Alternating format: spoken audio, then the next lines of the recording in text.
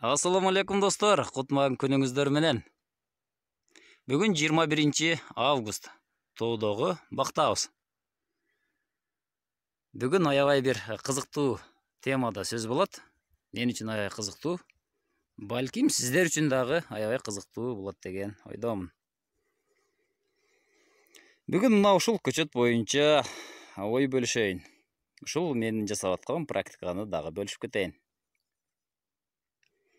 Алдыбызда турган көчөттү быйыл 2020 жылы марттын баш жагында улаганбыз.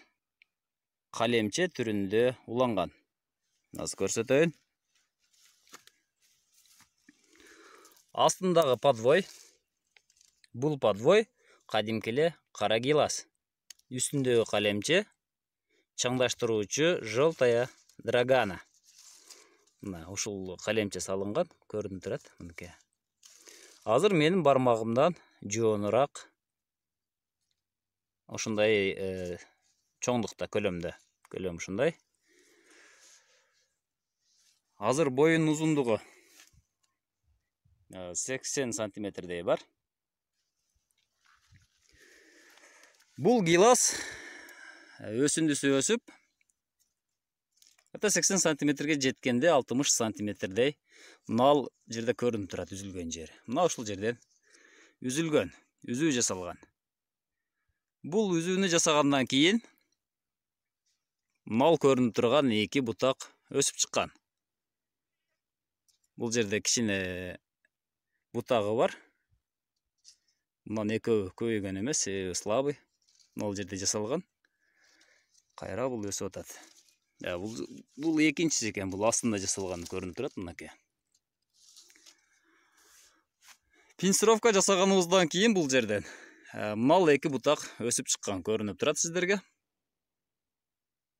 Бул бутак жакында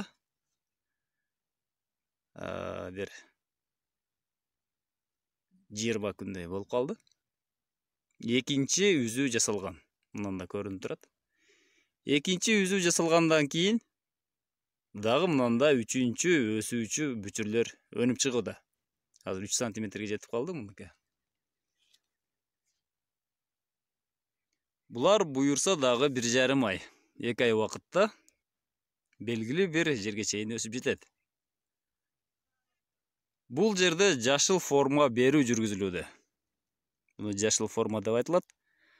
Мурда көчөт алгандар түз гана мына ушундай 1 кроналуу гана көчөт алып жүргөн болсо, азыр базарда көрсөңүздөр бүт көчөттөрдүн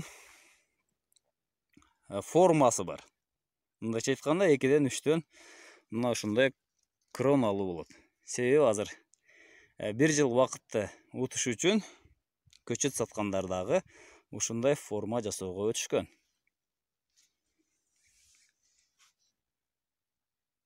Бул жерде жалбырактарын өткөндөгү мөндүр тутуп кеткен.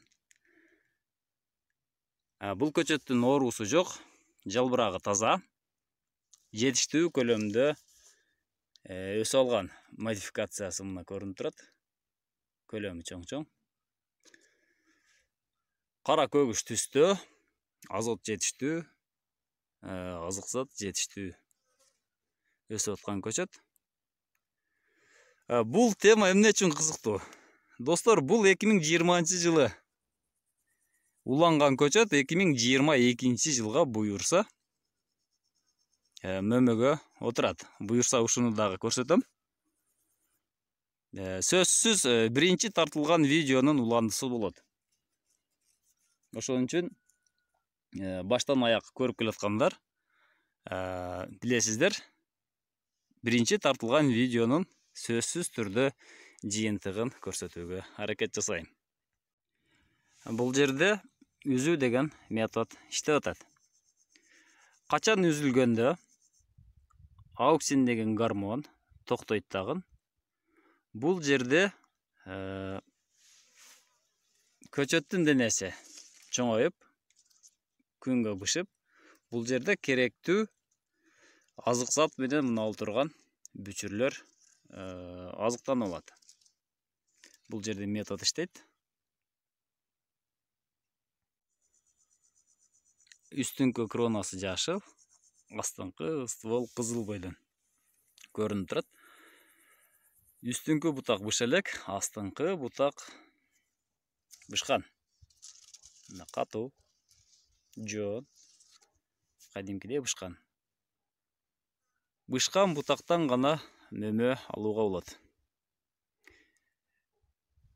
Билесиздер, черешнядан 2 жылдык бутактан мөмө берет. Ал эми вишня, кара гиляс болсо 1 жылдык бутактан мөмө бере алат. Аны жакшы билесиздер. Бул жерде айтышыңыздар мүмкүн. Бекболот Европадан келген даяр жарым жапыс, же жапыс жарым карлик көчөттөрдөн тикпейсиңби деп. Албетте айтканыңыздар туура. Аны да тиктик. Ал көчөттөр, бир канча көчөттөр бизде сыноо убакта турат. Буюрса, ал боюнча дагы кеңири маалымат берем. Подвой жердин шартына карап тандалат. Сиздерде видеодо көрүнүп турат. Бул көчөт кадимки тоодогу сайга, шагалга тигилген көчөт. Мына кечеги селден түшкөн шагал, астыдагы шагал, азыраак топурагы бар. Бизде кескин континенттүү жерде жашагандыктан күн 30-35 градуска чейин жайында ысыйт. Элестетиңиздер, мына ушул турган таштар 35 градуста, бул жоон гана 50-60 градуска чейин көтөрүлөт. Тукум койсоңуздар, кээ бирде бышырышы дагы мүмкүн. Мына ушундай ысыкка чыдай алган акташтуу, шордуу жерге чыдай алган подвой. Бул бизден сыноодон өткөн. Ошон үчүн жакындан бери мен бул көчөттөргө классикалык формада эмес, тез мөмөгө кире турган КЖБ, УФО, ТСА деген формаларды рекламалап келатам. Ошону элдерге сунуштап келатам. Мүмкүн болушунча ошол формаларды берүүгө аракет кылыңыздар, таанышыңыздар, көрүңүздөр, издениңиздер.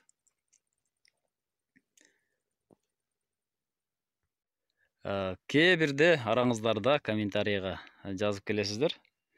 Зачем антип кыйналып, үзүү жасап, кербовка жасап, көчөттү полукарликке жакындаштырам деп бийик өсүүчүнү эмне үчүн жапыс кылганга аракет жасайсың деген суроолорду да беришет. Албетте мен бийик өсүүчүнү жапыс жасоого аракеттенген жерим жок. Ал все равно бийик өсүүчү. Бул жерде элге ылайыктуу форманы тандап берүү, элге ылайыктуу көчөттөрдү тандап берүү максатым. Негизи бул менин кызыккан темам.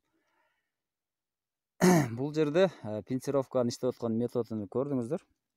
Муну жасап дагы келатасыздар. Бул жөнүндө билгениңиздер дагы көп.